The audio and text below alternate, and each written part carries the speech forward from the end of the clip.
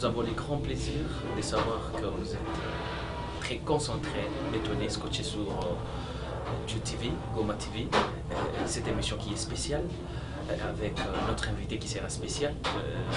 Là, nous parlons de Magic Pinocchio, qui est l'artiste, musicien, et qui chante bien Oni dans la ville de Goma, la ville touristique de la RDC, République démocratique du Congo. Et donc c'est avec lui que nous allons essayer un peu de discuter sur son parcours, sa vie, comment il évolue dans la musique, comment de son parcours, de les débuts et aujourd'hui il est à quel niveau. C'est avec lui que nous allons essayer de discuter.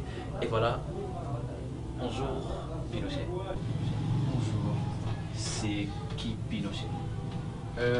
Pinochet, c'est un garçon né d'une famille très nombreuse, de 9 enfants, dont une fille et 8 garçons.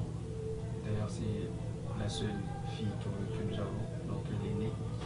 Et je pense que c'est tout pour cette présentation. Il est célibataire, artiste musicien du Nord Kivu, de la République démocratique du Congo, originaire du Nord Kivu, dans les R&B et la profusion. Pour les noms des scènes, je suis Magic Pinocchio. Voilà, vous êtes connu encore au nom de Magic Pinocchio. Mais pourquoi on vous appelle Magic Pinocchio? Magic Pinocchio parce que d'abord on suppose que tout ce que je fais c'est du extraordinaire, c'est du jamais vu. Alors pour eux, pour mes fans, ils pensent que ce qu'ils n'ont jamais vu, ce qui est un peu plus nouveau pour eux, c'est du magique. Alors, ils ont jugé de m'appeler Magic Pinocchio. Voilà, Magic, parlons un peu de votre parcours, la musique. La musique, est-ce que c'est inné ou vous aviez tiré ça de quelque part, ou soit vous voyez l'artiste tel et vous avez essayé de l'imiter? La musique, c'est comme inné pour moi parce que je n'ai pas cherché à être, à être chanteur ou à être artiste-compositeur. Mais il y a les gens qui imitent. Peut-être ils vont Oui, voir. bien sûr, il y a des gens qui imitent. Patrick Mellen, parce qu'il fait bien la photo et on l'imite. Oui, il y en a bien sûr, il y a des gens qui Mais imitent. à toi? À moi, j'ai pas imité quelqu'un d'autre. C'est venu juste du soi. Et pouf, ça a explosé. Bien sûr, on ne manque jamais de repères, on ne manque jamais des gens, des modèles. Mais en tout cas, la musique, c'est venu de soi en moi. J'ai pas appris, j'ai pas été dans une école d'art, j'ai pas été dans une école de musique. C'est venu juste comme ça et puis bon, voilà, j'ai commencé. Cette musique-là, vous l'avez commencé dans l'église, ou à l'école, dans les quartiers, ou derrière la maison? Dans les quartiers. J'ai commencé dans les quartiers avec un groupe que j'avais moi-même fondé. Je me rappelle, c'était en 2002. J'étais encore trop petit. J'ai fondé ces groupes dans les cadres de... juste au début, parce que j'avais déjà une belle voix, j'avais déjà ces nuances en musique pour les chants. J'ai commencé ces groupes pour juste d'abord interpréter des grands du Congo. Est-ce que tu étais fort ou tu as commencé par l'écodime ou directement tu es parti dans le cours des grands? Bon, j'ai pas commencé à l'écodime, bien sûr, j'étais déjà un peu plus avancé en âge, hein, je dirais. Parce que l'écodime, on supposait que c'était pour les petits de 8 à 12 ans. Et là, j'avais des gens un peu 13 ans et plus. J'ai pas commencé dans l'écodime, donc j'ai juste commencé dans la cour des grands. En David Song, c'est mon groupe. D'ailleurs, j'ai dit que c'est le groupe qui m'a fait naître parce qu'ils m'ont beaucoup appris en musique. Les notes, comment transposer dans les notes, comment essayer de jouer à la guitare, comment essayer de faire des très bonnes nuances quand on chante, des techniques vocales. C'est là que j'ai commencé, à rêver plus grand et j'ai commencé à voir que ça promettait avec ma carrière.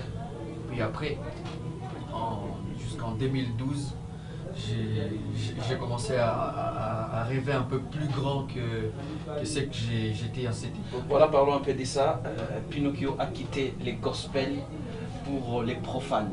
Non. Qu'est-ce qu'il est fait là-bas pour que tu quittes les gospels aux profanes? Est-ce que tu es toujours dans les gospels ou tu es maintenant dans les profanes, et pourquoi?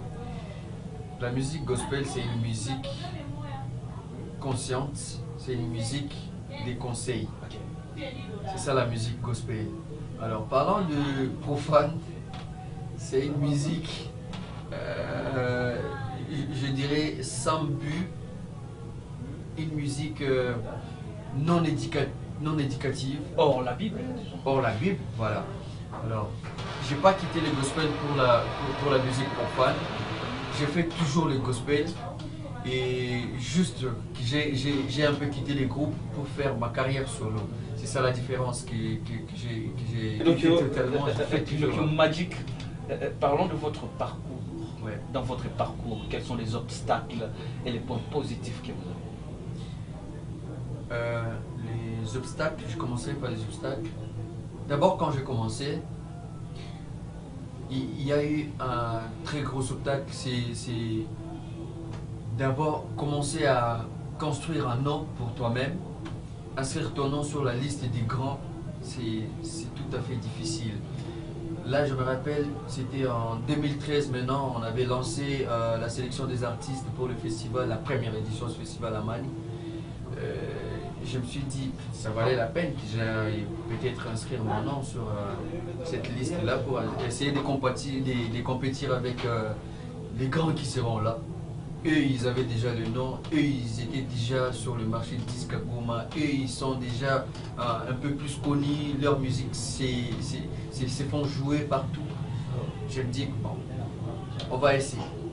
Je suis parti et à la fin de compte, je m'étais trouvé sur la liste des 3 retenus pour représenter la ville. Et vous imaginez, sur la liste des plus de 300 artistes, que je me trouve parmi les 3 qui représentent la ville, vous voyez ce que ça fait. Là, en tout cas, c'était une très grande joie. Bien sûr qu'au début, il y avait des difficultés pour se faire voir, pour se faire entendre, pour avoir vraiment de l'opinion, pour avoir vraiment un mot à dire par rapport au grand public qui est trop exigeant, qui est trop fou. Et voilà. Donc, et aujourd'hui, vous êtes une grande star dans la ville de Goma. Disons. Vous êtes un enfant de la ville.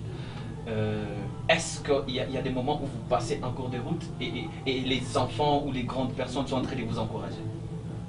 Ouais, c'est les plus gros feedbacks que je trouve en cet instant parce que ces derniers temps, on essaye de faire des choses et que les gens apprécient.